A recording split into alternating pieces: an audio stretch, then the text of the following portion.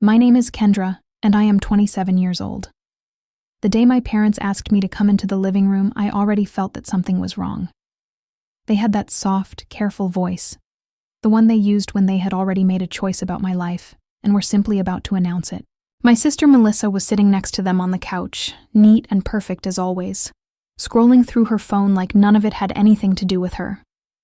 I stood there with my arms folded, trying to get ready for whatever comparison was about to happen again.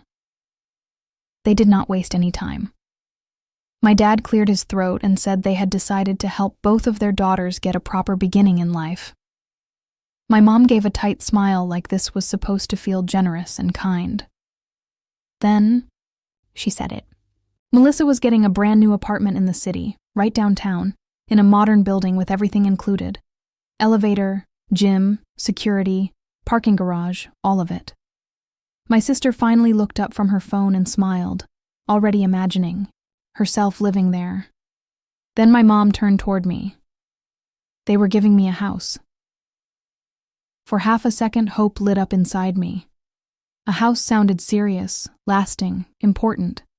Like maybe, just maybe, this time things would finally be equal between us. Then, they handed me the address and showed me the photos. The hope disappeared immediately. It was old and falling apart. The walls were cracked. The windows were broken. The roof was sinking in the middle. Weeds taller than my shoulders covered the front yard. The paint was peeling in long strips. It looked forgotten, like even the neighborhood had stopped caring about it years ago. My mom hurried to explain that it had great potential and that I was the practical daughter. So this matched me better. Melissa, she said, needed something safe and ready to move into. That was the moment those words burned into my memory. The same words that would later feel like a warning written across my life. My parents gave me an old, broken-down house and gave my sister a brand new apartment. I wanted to argue. I wanted to shout that it was not fair, that I worked just as hard, that I never asked for less. But years of being the calm and reasonable daughter stepped in. I nodded slowly. I thanked them. I swallowed my feelings. They signed the papers quickly. The house was mine, they said. No mortgage, no rent, completely mine. Melissa's apartment, however, was fully paid for by them, furnished and decorated. My mom had already chosen the curtains and the couch. I moved into the house 1 week later. The first night, rain came through the ceiling and dripped into a bucket I had placed in the middle of the living room. The heater did not turn on. The floors made loud creaking sounds with every step, like they were unhappy that I was there. But I stood in the dark, surrounded by dust and silence, and told myself this was still something. It was a starting place. Worked 2 jobs. During the day, I worked at my office and saved every extra dollar I could. At night and on weekends, I learned how to repair things. I watched videos online. I borrowed tools from coworkers. I scraped my hands and bruised my knees. I fixed the roof 1 section at a time. I filled the cracks in the walls. I replaced the broken windows. I cleared out years of trash and dead plants from the backyard. Slowly, very slowly, the house started to change. Months went by. Then a full year. I turned that ruined place into a real home. It was not fancy or expensive, but it was strong, warm, and safe. It felt earned. I planted a small garden in the back. I sanded and refinished the wooden floors myself. I even built a small sunroom, where the broken porch had once been.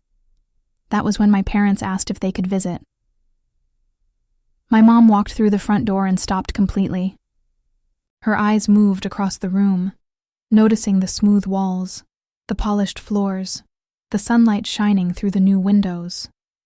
Her mouth opened slightly, not with pride, but with calculation. My dad stayed silent, his jaw stiff. Melissa was not there, but she did not need to be. I could already imagine her voice. Finally, my mom spoke, and her words hit me like a slap. "We're taking this house back," she said. "It belongs to your sister now. You have 48 hours to move out." I stared at her, waiting for her to laugh, waiting for her to say she was joking. She did not. She continued talking, explaining how unfair it was that Melissa's apartment was smaller than this house. She said family property needed to be balanced again. She spoke as if it was simple math, as if it was obvious. I reminded her that the house was legally mine. She waved her hand and said paperwork could be adjusted. My dad would not look at me. That hurt more than anything else. 2 days later, Melissa showed up. She arrived with boxes stacked in the back of a rental truck parked unevenly in front of the house. Confidence showed in every step she took. She was already talking about where her sofa would go and how she would repaint the bedroom a lighter color. Then she walked fully inside. She stopped. The color drained from her face. Her smile disappeared. Her eyes moved quickly from the walls to the floors to the windows, like she was seeing something she never expected. When my sister arrived with her boxes, her face turned pale at what she saw, because what she saw was not just a nice house. It was something she could not simply take, something she could not easily claim, something connected not only to walls and paint, but to the ground underneath it. None of them understood the truth about that land, or why giving me that old broken house was the one mistake they would never be able to fix. Melissa stood frozen, boxes still half on the truck, her confidence fading as she looked around. My mom thought her silence meant she was impressed, and smiled proudly, already picturing this as Melissa's prize. My dad cleared his throat again and repeated that I had 48 hours, as if saying it again would make it real. I did not argue. I did not cry. I simply looked at Melissa. She finally turned to me and asked why I was smiling. I was smiling because in that moment, I understood something they had never thought to check. They were so focused on the house itself that they ignored the most important part, the land. When my parents handed me the documents a year earlier, I actually read every page, every sentence, every detail. The house had been listed as low value, almost worthless, something they were happy to hand over to me. But the land had different zoning from the nearby properties. It had been placed into a special mixed residential and commercial category many years ago, something grandfathered in from decades earlier. While they were busy decorating Melissa's apartment and choosing furniture, I was fixing the house and quietly speaking with a lawyer. Not to fight my parents, but to fully understand what I owned. And what I owned was not just a repaired house. I owned land that a development company had been watching for years. 3 months earlier, I had signed a conditional agreement. The developer did not care about the house itself.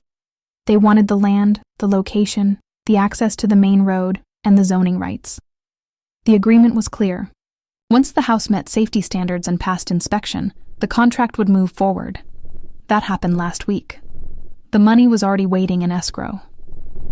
So when my mom repeated, "We're taking this house back," I calmly asked her how. She planned to do that. She said they were my parents and that they had given it to me.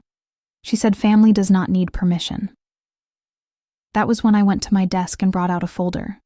Inside were the deed, the zoning certificate, and the signed contract. I placed them carefully on the kitchen counter that I had installed myself. The room went silent. My dad picked up the papers first. His hands shook as he read through them. My mom leaned over his shoulder, her expression growing tighter with every line. Melissa stepped closer, panic slowly replacing her earlier confidence as she realized this was no longer about furniture and paint colors. Explained everything slowly and clearly so there would be no confusion. The house was legally mine. The land was legally mine. And in less than 2 weeks, I would not own either of them anymore, because I was selling them, not to Melissa, not back, to my parents, but to people who understood what it was worth. My mom's voice shook as she asked how much the deal was for. I told her the number. Her knees almost gave out.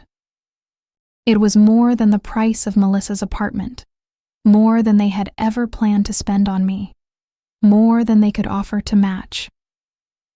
Melissa began crying. She said it was not fair. She said she had already told her friends she was moving into this house. She said it was supposed to be hers. I gently reminded her that it never was. My parents gave me an old falling-apart house and gave my sister a brand new apartment. They never bothered to learn who truly owned the land beneath it. They saw something broken and thought they were handing me scraps. They did not realize they were giving me the foundation. They tried everything after that: guilt, anger, promises. My mom even offered to switch and give me the apartment instead, as if that could erase a full year of being overlooked. My dad said we could find a compromise, finally looking into my eyes. But it was too late. I was not angry anymore. I was finished. 2 weeks later, the developers arrived. Melissa never moved in. The boxes were loaded back into the truck. My parents stopped calling me. The sale was completed quietly. I stood outside and looked at the house one last time, the place I had rebuilt with my own hands. I felt pride, not sadness. That house had never been my punishment. It had been my test. With the money from the sale, I bought my own home, chosen by me, on my terms. No comparisons, no favoritism, just peace and independence. Months later, I heard that Melissa's apartment was sold. My parents needed the money. It is strange how life balances itself. I am sharing this story because situations like mine do not begin with revenge. They begin with being underestimated. If you have ever been given less, told to accept unfair treatment, or asked to be thankful for something unequal, remember this. Sometimes the thing people look down on carries more power than they could ever imagine. If you liked the video, then subscribe our YouTube channel.